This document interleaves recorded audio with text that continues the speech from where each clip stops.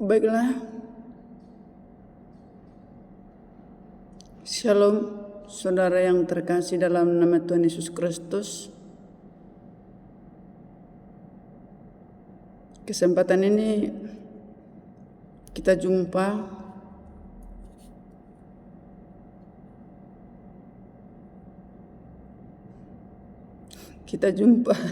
dalam Shalom dunia, Shalom Indonesia, Shalom Israel. Shalom. Kenapa saya katakan Shalom Israel? Karena memang firman Tuhan bilang, barang siapa yang mendoakan Israel, diberkatilah dia. Karena di Alkitab orang Kristen katakan,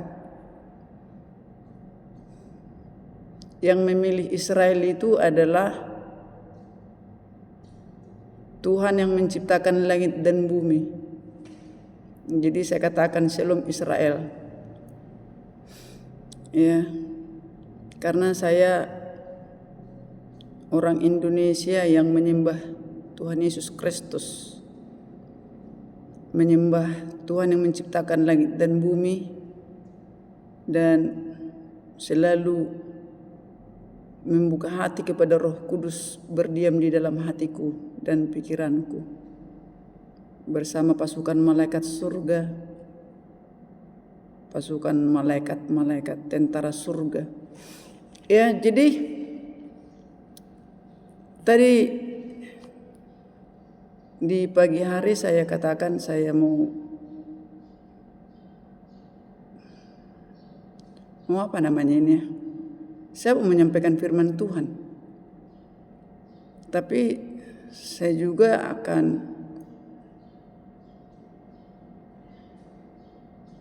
menyampaikan pengalaman saya tadi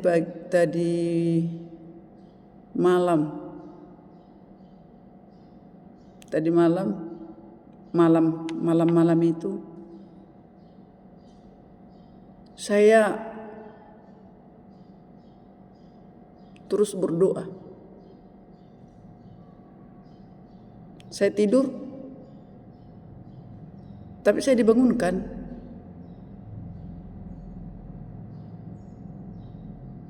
Saya tidur lagi, saya dibangunkan.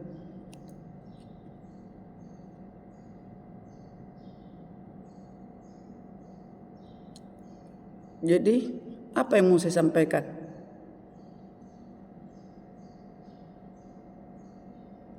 Pasti karena Tuhan yang menyelesaikan segala masalah. Tuhan yang menciptakan langit dan bumi di dalam nama Tuhan Yesus menyelesaikan segala perkara, persoalan. Saya akan baca di Wahyu pasal 3 ya. Wahyu pasal 3 ayat 7 sampai 13. Wahyu. Di Alkitab orang Kristen, Wahyu.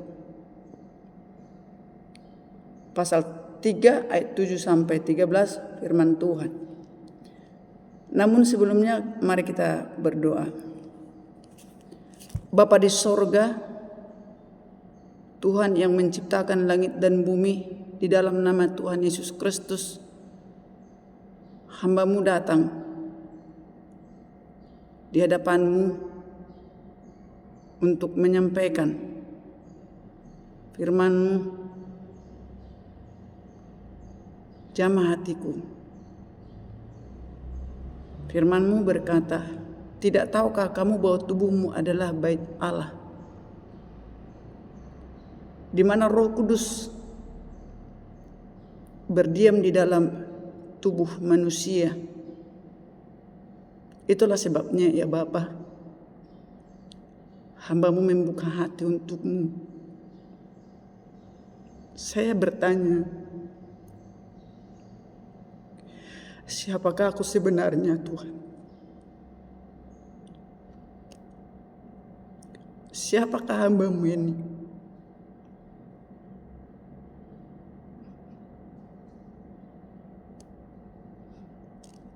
Tetapi akan berbicara sekarang, menyampaikan pengalaman hidup yang Kau izinkan untuk hamba-Mu alami.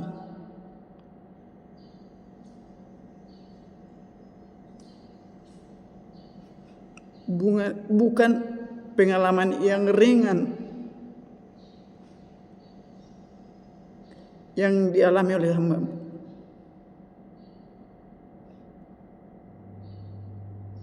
Bukan pengalaman yang sebentar.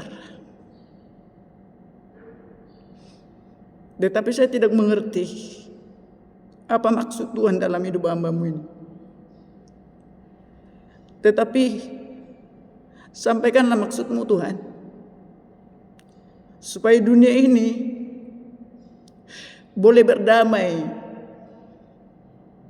supaya Indonesia boleh berdamai. Sampaikan maksud-Mu, Bapa. Hamba-Mu siap membuka mulut bibir hamba-Mu menjadi alat untuk menyampaikan isi hati-Mu bagi setiap yang mendengarkan. Tidak ada yang lebih kuat daripada-Mu, Bapa.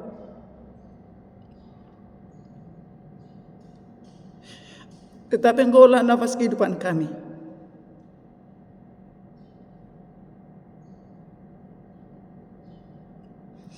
Ketika Kau datang ke bumi ini, tidak ada artinya segalanya. Karena Tuhan bisa menghancurkan segalanya. Karena Tuhanlah segalanya. Maka dari itu biar hati kami, pikiran kami, semuanya, segalanya hanya bagi-Mu. Bapa, bimbing kami, bimbing hamba-Mu untuk berbicara. Bukan karena kuat dan gagah hamba-Mu, Bapa. Urapil hamba-Mu dari ujung kepala sampai ujung kaki. Sehingga ketika hamba-Mu menyampaikan isi hati-Mu, bukan karena kekuatan dan kegagahan hamba-Mu, tapi memang karena itulah hati-Mu untuk kami dengarkan, sehingga kami boleh melakukan kehendak-Mu di bumi ini. Jangan biarkan kami, Bapa, jangan biarkan kami, Bapa, tapi biarkan hati kami hati yang tunduk taat kepada Engkau, tunduk kepada kebenaran. Dalam nama Tuhan Yesus, bimbing bibir hamba-Mu, bimbing hati hamba-Mu, pikiran hamba-Mu, bimbing seluruh kehidupan hamba-Mu untuk menyampaikan isi hati-Mu untuk kedamaian bangsa, untuk kedamaian Indonesia khususnya. Dalam nama Tuhan Yesus, haleluya, amin. Ya. Shalom saudara yang terkasih dalam nama Tuhan Yesus.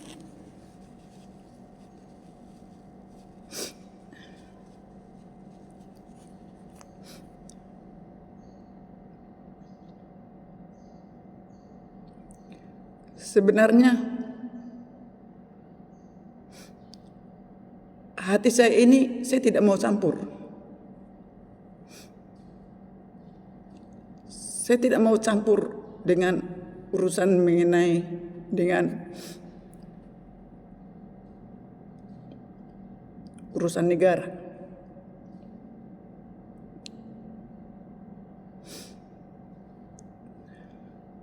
Tetapi beberapa kali saya didatangi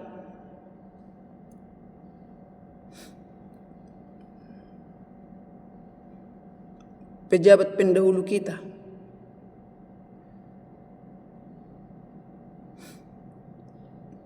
siapa itu?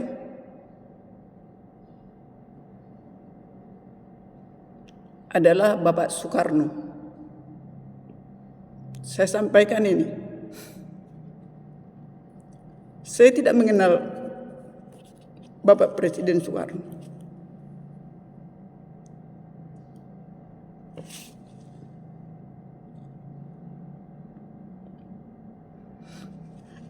Tapi di dalam doa saya, ketika saya berdoa bukan mimpi,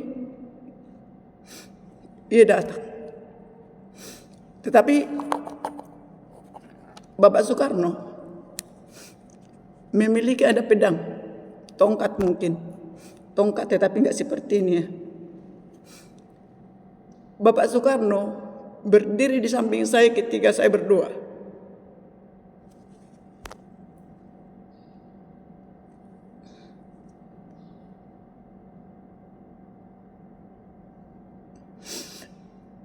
Cara bawanya tongkatnya, dia gini kan saudara. Dia jepit begini.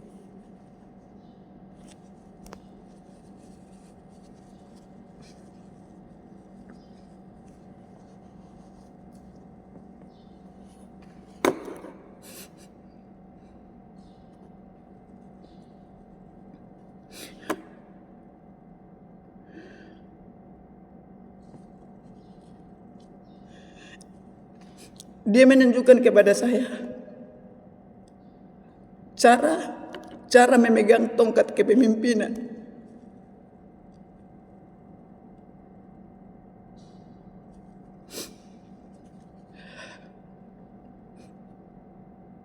Jadi tongkat kepemimpinan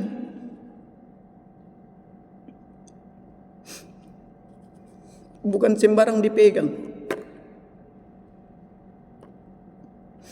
Karena tongkat kepemimpinan itu adalah tongkat kebenaran.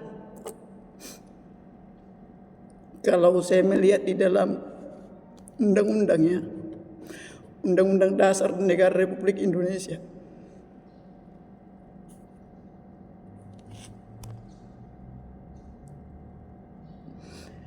tapi saya tanya, Tuhan apa artinya ini?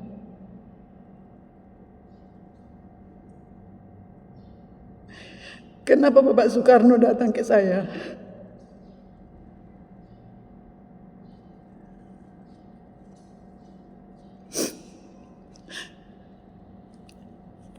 Saya adalah orang kampung, saudara. Kampung saya di Medan, di Dodo Sangkul namanya.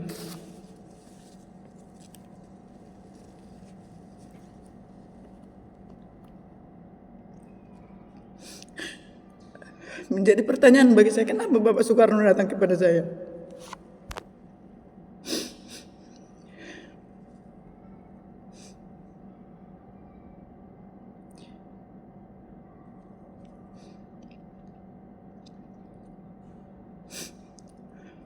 Ada lagi datang kepada saya. Semoga ini tidak anti bagi kita yang mendengarkan.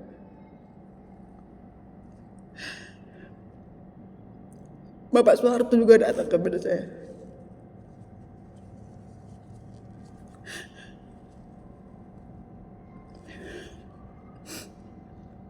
Bapak Soeharto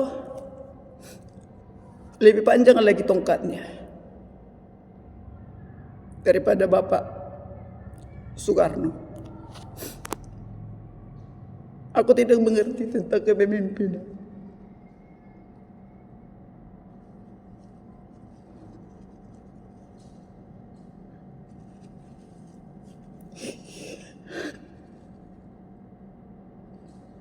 Saya tanya, kenapa datang mereka?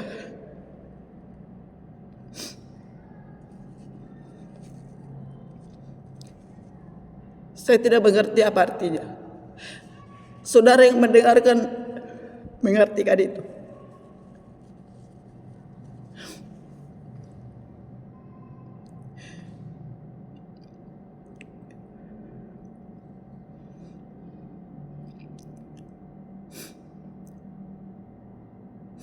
Terus kemudian semalam ada lagi yang datang kepada saya.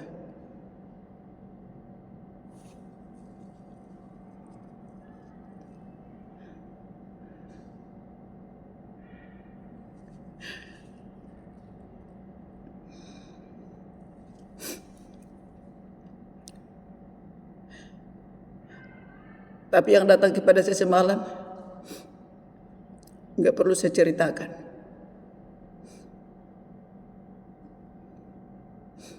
Tetapi yang saya ceritakan adalah sosok kedua tokoh pendahulu kita, Bapak Soekarno dan Soeharto. Tapi Bapak Soekarno ketika dia bawa pedang itu, bawa tongkatnya, langsung disusul oleh Garuda Pancasila. Di situ Bapak Soekarno sampai kepada saya ketika saya berdoa. Langsung saya lihat burung Garuda Pancasila itu datang di depannya.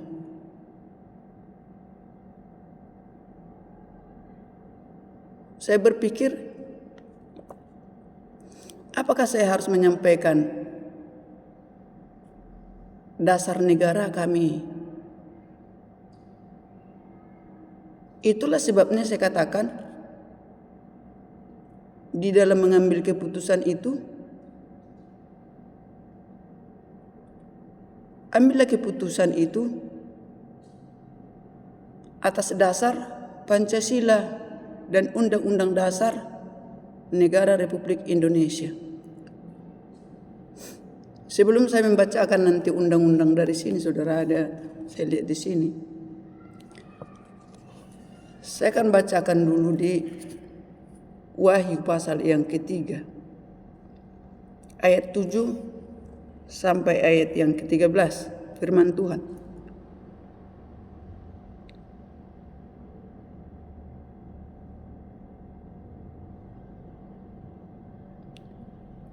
Tapi biar aja saya baca beberapa ayat aja, 7, 8, dan 12 aja saya baca. Firman Tuhan begini.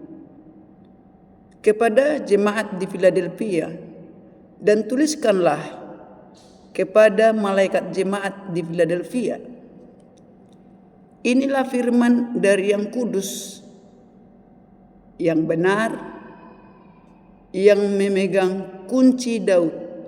Saya ulangi. Dan tuliskanlah kepada malaikat jemaat di Philadelphia, inilah firman dari yang kudus, yang benar, yang memegang kunci Daud. Apabila ia membuka, tidak ada yang dapat menutup. Apabila ia menutup, tidak ada yang dapat membuka. Aku tahu segala pekerjaanmu. Lihatlah, aku telah membuka pintu bagimu yang tidak dapat ditutup oleh seorang pun. Aku tahu bahwa kekuatanmu tidak seberapa, namun engkau menuruti firman-Ku, dan engkau tidak menyangkal nama-Ku. Kata firman Tuhan. Saya baca 11 sampai 12. Aku datang segera, peganglah apa yang ada padamu, supaya tidak seorang pun mengambil mahkotamu. Barang siapa menang, ia akan kujadikan soko guru di dalam bait suci Allahku, dan ia tidak akan keluar lagi dari situ. Dan padanya akan kutuliskan nama Allahku, nama kota Allahku, yaitu Yerusalem baru yang turun dari sorga, dari Allahku, dan namaku yang baru. Saya ambil dasar dari situ. Kenapa saya ambil dari Wahyu ini? Di ayat 12 dikatakan, barang siapa menang, ia akan kujadikan soko guru. Ya. Apa itu soko guru? Soko guru itu kan pilar. Pilar. Kalau di negara Indonesia ini pilarnya apa? Di negara Indonesia pilarnya apa? Undang-Undang Dasar Negara Republik Indonesia. tahun 1945. Bunyinya demikian.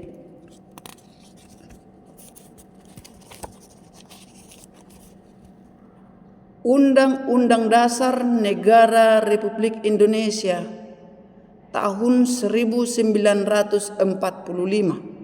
Pembukaan. Bahwa sesungguhnya kemerdekaan itu ialah hak segala bangsa.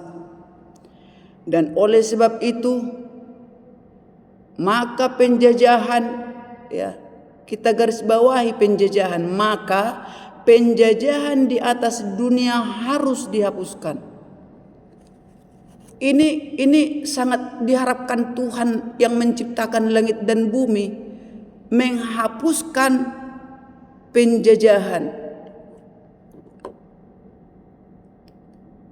Penjajahan. Baik itu penjajahan secara spiritual, baik itu penjajahan secara peperangan, baik itu penjajahan secara pedang. Dikatakan di Undang-Undang Dasar Negara Republik Indonesia, dikatakan maka penjajahan di atas dunia harus dihapuskan. Di atas dunia. Jadi kalau ada dunia berperang, bukan malah didukung Indonesia. Ya kan? Ini saya disuruh menyampaikan ke Indonesia, ya. Jadi bukan malah dibilang oleh Indonesia kayak gini, oh kami dukung pasukan. Jadi di mana kita bisa membawa perdamaian? Kami bisa mengirimkan 3.000 pasukan perang sekarang, ya. Jadi sebagai pilar, sebagai tiang, harus kita memegang bunyi daripada undang-undang ini. Maka penjajahan di atas dunia harus dihapuskan karena tidak sesuai dengan peri kemanusiaan dan peri keadilan. Dan perjuangan pergerakan kemerdekaan Indonesia telah sampailah kepada saat yang berbahagia dengan selamat sentosa mengantarkan rakyat Indonesia ke depan pintu gerbang kemerdekaan negara Indonesia yang merdeka,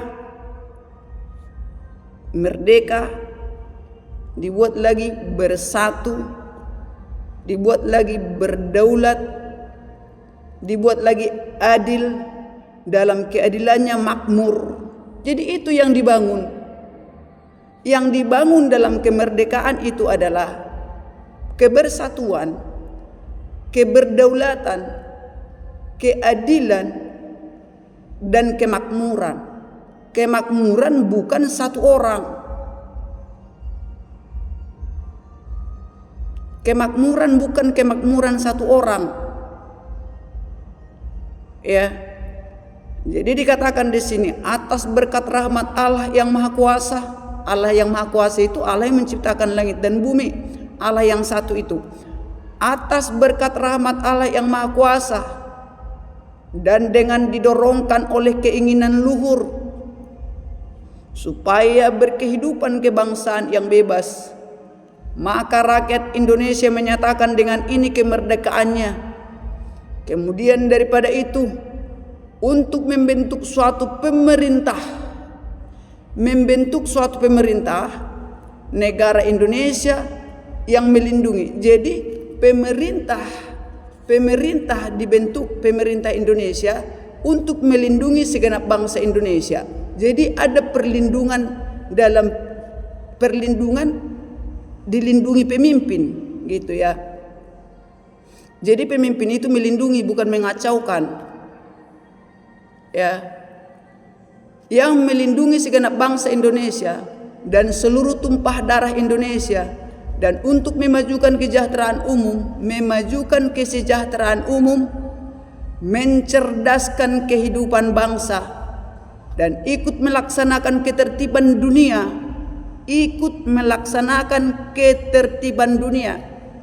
Jadi bukan ikut mengacaukan dunia, ya, dan ikut melaksanakan ketertiban dunia yang berdasar kemerdekaan. Jadi bagaimana caranya di dalam kemerdekaan itu? Jadi disuruh kita mendukung ketertiban, ya, berdasar kemerdekaan, perdamaian abadi, dan keadilan sosial. Maka disusunlah kemerdekaan kebangsaan Indonesia itu dalam suatu undang-undang dasar negara Indonesia yang terbentuk dalam suatu susunan negara Republik Indonesia yang berkedaulatan rakyat dengan berdasar kepada ketuhanan yang Maha Esa, kemanusiaan yang adil dan beradab, persatuan Indonesia, dan kerakyatan yang dipimpin oleh hikmat, kebijaksanaan dalam permusyawaratan perwakilan, serta dengan mewujudkan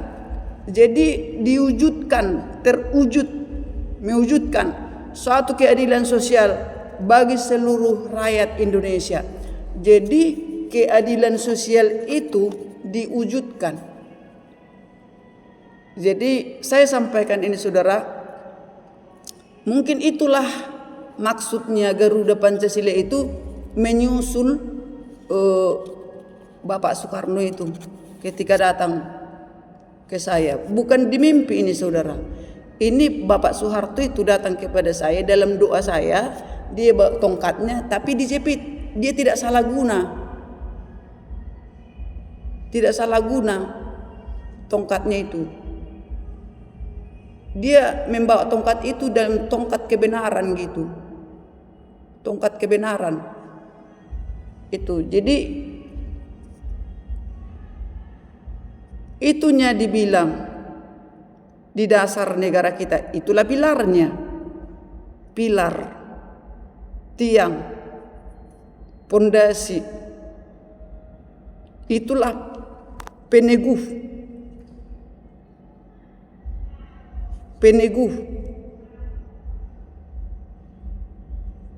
kepemimpinan Indonesia. Jadi kita mengurusi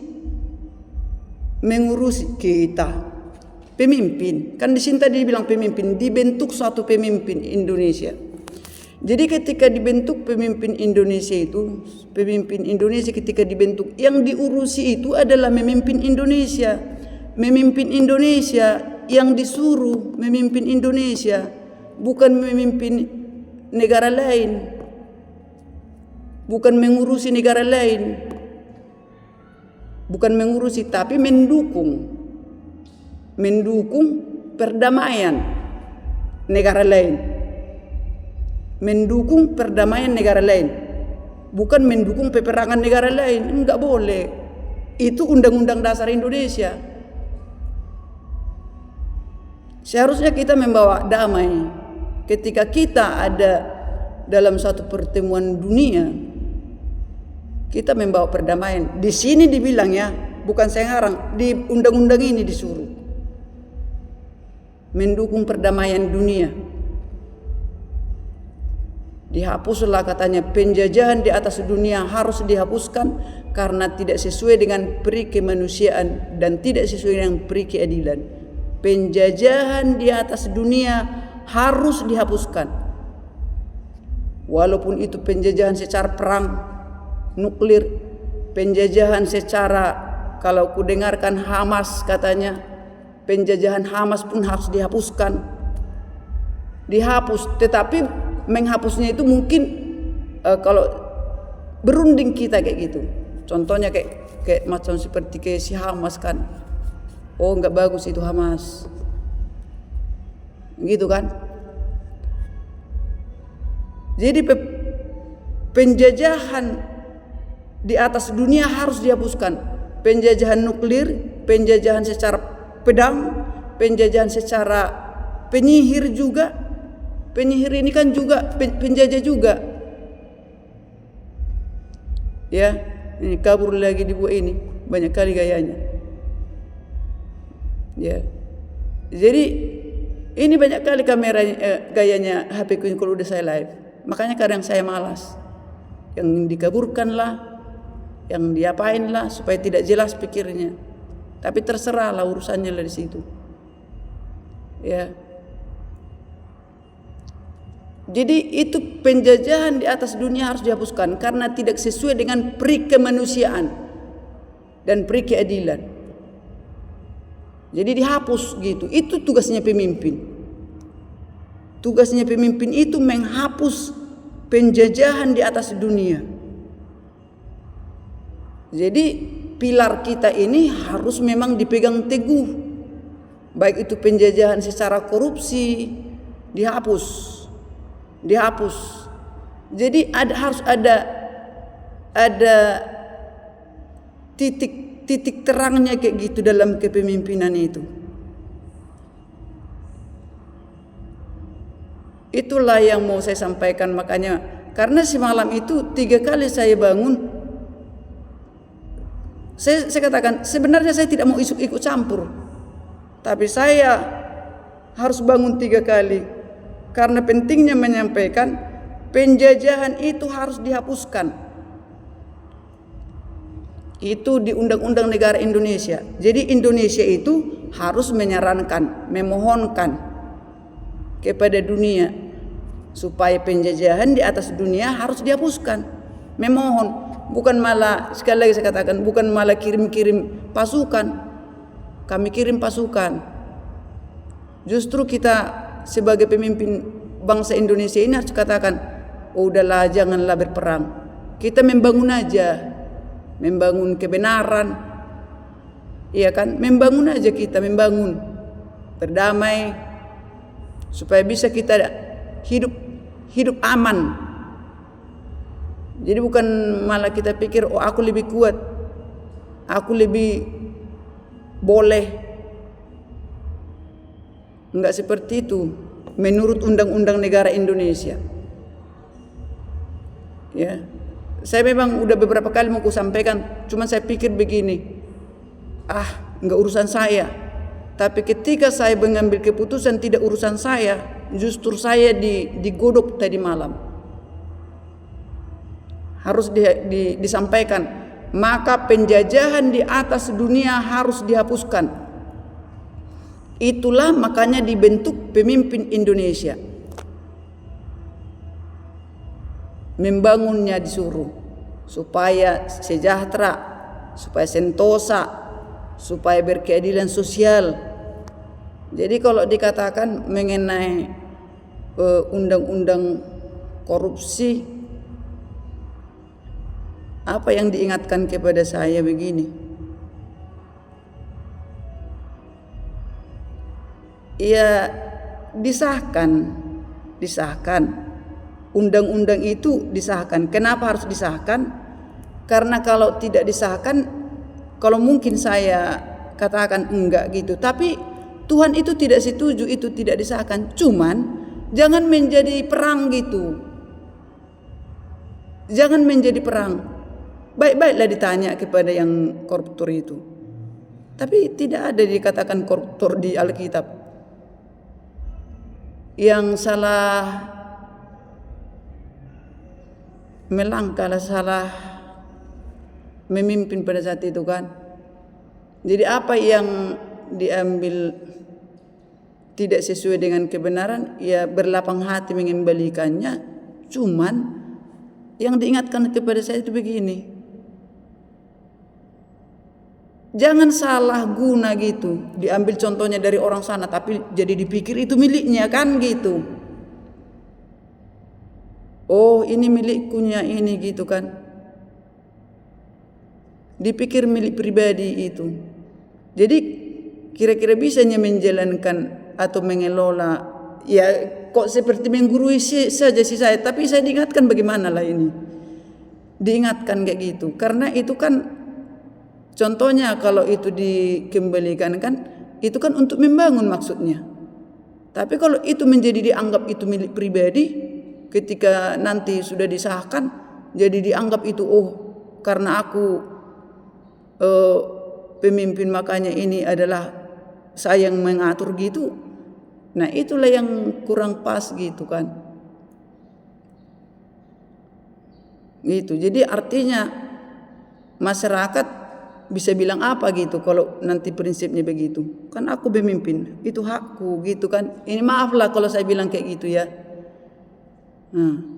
Jadi apa yang diambil dari negara, dari masyarakat untuk membangun masyarakat juga maunya Tuhan. Sehingga nampaklah keemasan Indonesia itu bukan untuk menguntungkan pribadi. Saya pun ada juga semalam itu, ya udah saya kasih tahu lah ya.